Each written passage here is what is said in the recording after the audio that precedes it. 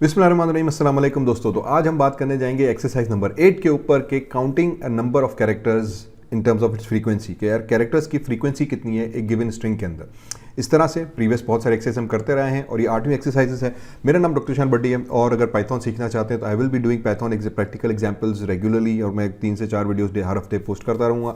So don't forget to subscribe this channel. तो शुरू करते हैं। तो आज का जो टास्क हमारे पास है वो है कि यार एक स्ट्रिंग में हम कैरेक्टर्स फ्रीक्वेंसी काउंट करें कि यार एक स्ट्रिंग फॉर एग्जाम्पल google.com है तो इस google.com के अंदर नंबर ऑफ कैरेक्टर्स कितनी दफ़ा रिपीट हो रहे हैं, फ्रीक्वेंसी जिसे हम कहते हैं।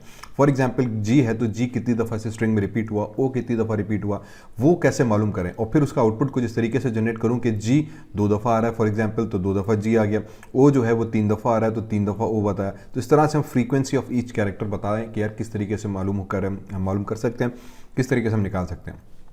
तो शुरू करते हैं। तो आ जाते हैं अपने VS कोड के अंदर। यहाँ पे आने के बाद सबसे पहले हम क्या करेंगे कि यार मैंने एक नई फाइल बना दी थी, सिर्फ कमेंट में लिख दिया कि हमारा टास्क है फ्रीक्वेंसी कैलकुलेट करने का। इसमें सबसे पहले हम डिफाइन कर देते हैं, हमारे पास कैरेक्टर FREQ करके एक फ्रीक्वेंसी का फंक्शन बना दिया, कॉलन दे दिया। इस फंक्शन को हम दे देंगे स्ट्रिंग 1। ठीक है, मेरी स्ट्रिंग आ जाएगी, कोई भी स्ट्रिंग हो सकती है आपकी, बेसिकली हम एज एन आर्ग्यूमेंट के तौर पर इसको स्ट्रिंग पास करेंगे। अच्छा, अब जो लॉजिक बैठेगी वो लॉजिक ये कि हम इसमें पहले एक बना देते हैं डिक्शनरी, ब्लैंक डिक्शनरी बना दी। ठीक है, डिक्शनरी के अंदर क्या होगा कि आइटम हमारे पास की और एलिमेंट के साथ मैप होते हैं। मैं भी शो करा देता हूं। तो इस तरीके से हम ऑलरेडी आराम से अपने जो जो स्ट्रिंग के कैरेक्टर्स होंगे पहले उसको स्ट्रिंग के अंदर मैप कराएंगे, मैप कराने के बाद हम उसको इस्तेमाल कर सकेंगे। ठीक है, तो नेक्स्ट लाइन में हम आके लिखते हैं फॉर एग्जाम्पल एस इन और जो मैंने अपनी स्ट्रिंग दी थी, ठीक है, STRING स्ट्रिंग 1 जो ऊपर अभी हमने वेरिएबल क्रिएट किया था कॉलन।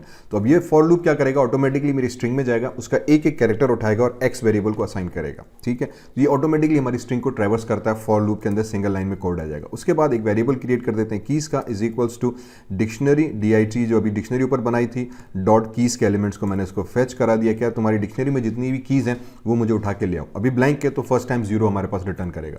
फिर हम कंडीशन लगा के चेक करेंगे कि यार क्या जो x अभी हमने एक कैरेक्टर उठाया था क्या वो इस कीज के अंदर मौजूद है, इस वेरिएबल जो अभी हमने रिटर्न किया है उसके अंदर मौजूद है।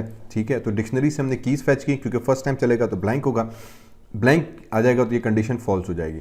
ओके, अगर मौजूद रहा फॉर एग्जांपल 1-2 दफ़ा चला और उसको गूगल मिल गया तो तुम क्या करो कि तुम डिक्शनरी वाले वेरिएबल में जाओ, इसको स्क्वायर ब्रैकेट्स लगाए और ये जो x था उसको आप क्या करो, उसकी प्लस इज इक्वल्स टू 1, उसकी वैल्यू जो थी +1 करके आप असाइन कर दो।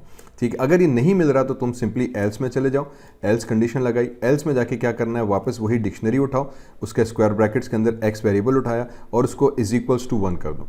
अगर वो कैरेक्टर दूसरी स्ट्रिंग में मौजूद नहीं है तो सिंपली आप उसको 1 वैल्यू असाइन कर दो बस। उसके बाद क्या करो, लूप से बाहर आके रिटर्न कर दो आप ये डिक्शनरी वाला वेरिएबल मेरे पास, तो मेरे पास ऑटोमेटिकली पूरी dictionary with its index and frequency के साथ कैलकुलेट होकर आ जाएगी। बहुत सिंपल सा ज़्यादा सा लॉजिक। अगेन फॉर लूप लगाया, एक एक एलिमेंट्स को हमने ट्राइवर्स किया, पहला कैरेक्टर उठाया, x को असाइन किया, कीज में गए, डिक्शनरी को कहा कि अपनी कीज रिटर्न करो।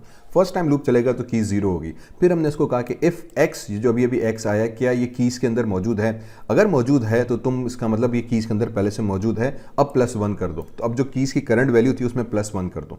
ठीक है, तो x की वैल्यू उठाओ, डिक्शनरी x में जाओ, +1 कर दो, उसकी जो करंट वैल्यू थी +1 करो। फर्स्ट टाइम चलेगा तो ये 0 रिटर्न होगा, इसका मतलब ये यहाँ पे मौजूद नहीं है।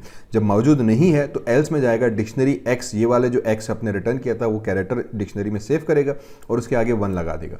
नेक्स्ट टाइम जब चलेगा तो जब गूगल उसको दोबारा मिलेगा ना तो अब ये x में इनकी कंडीशन ट्रू हो गई तो पहले 1 था, अब उसमें +1 कर देगा तो गूगल की जगह पे g की जगह पे 2 हो जाएगा, बाकी जो कैरेक्टर सिंगल होंगे उसकी जगह पे इक्वल्स टू 1 करता जाएगा। इस तरीके से सिंपल सी एक लॉजिक लगाई कि एक एक एलिमेंट उठाया, डिक्शनरी में रखा और फिर डिक्शनरी से पूछा कि यार ये तुम्हारे पास पहले मौजूद है, अगर मौजूद है तो +1 उसके जो वैल्यू थी वो +1 कर दो। ठीक है, अगर मौजूद नहीं है तो सिंपल इज इक्वल्स टू 1 कर दो। फाइनली इसको प्रिंट कराने के लिए हम क्या करेंगे, हम आ जाते हैं प्रिंट के अंदर, फंक्शन प्रिंट का कॉल किया, यहाँ पे आके हम अपने कैरेक्टर फ्रीक्वेंसी को फंक्शन कॉल कर देते हैं। फंक्शन कॉल करने के बाद मैं इसमें आके स्ट्रिंग दे देता हूँ, फॉर एग्जांपल google.com या कोई भी आप स्ट्रिंग दे दो। जब इसको सेलेक्ट किया, कंट्रोल N करके एग्जीक्यूट किया तो हमारे पास उसने पूरी string as it is print करके दे दी। अब यहाँ पे बता रहा है कि G 2 दफ़ा आया, O हमारे पास 3 दफ़ा आया, L एक ही दफ़ा है, E एक ही दफ़ा है। तो L की जगह पे ये पहली कंडीशन फॉल्स हो जाएगी, दूसरी ट्रू हुई तो उसने 1 प्रिंट कर दिया था। G पे गया तो 2 दफ़ा आ गया, O पे गया तो ये वाली कंडीशन 3 दफ़ा प्रिंट हुई। हर दफ़े वो कीज में चेक करेगा क्या तुम्हारे पास ओ मौजूद है, हाँ मौजूद है, +1 करो। फिर दोबारा ओ आया, अरे ये ओ मौजूद है +1 किया। इस तरीके से वो मल्टीपल टाइम्स चलेगा। लूप जितनी दफ़ा स्ट्रिंग में कैरेक्टर्स मौजूद हैं हर कैरेक्टर के लिए जाएगा, डिक्शनरी में सेव करेगा, फिर उसको चेक करेगा कि अगर पहले मौजूद है तो अब इंक्रीमेंट 1 कर दो उसकी वैल्यू को। तो ये हमारे पास की आ गई, ये उसकी वैल्यू आ गई डिक्शनरी के अंदर, और इस तरीके से हमने उसकी फ्रीक्वेंसी मालूम कर दी। अब इसको हम किसी भी तरीके से यूज़ कर सकते हैं स्ट्रिंग प्रोसेसिंग के अंदर, पासवर्ड प्रोसेसिंग के अंदर, कि पासवर्ड क्या है, ईमेल को चेक करने के लिए कि उसने सही से ईमेल दी है नहीं दिया है, वगैरह वगैरह। ठीक है, उम्मीद है एग्जाम्पल समझ में आया होगा। इस तरह से और पाइथन के टास्क्स मेरे साथ सीखना चाहते हैं तो चैनल को ज़रूर सब्सक्राइब करें। अगली वीडियो के मिलते हैं, अगली वीडियो तक मिलते हैं। फ़ी अमान अल्लाह।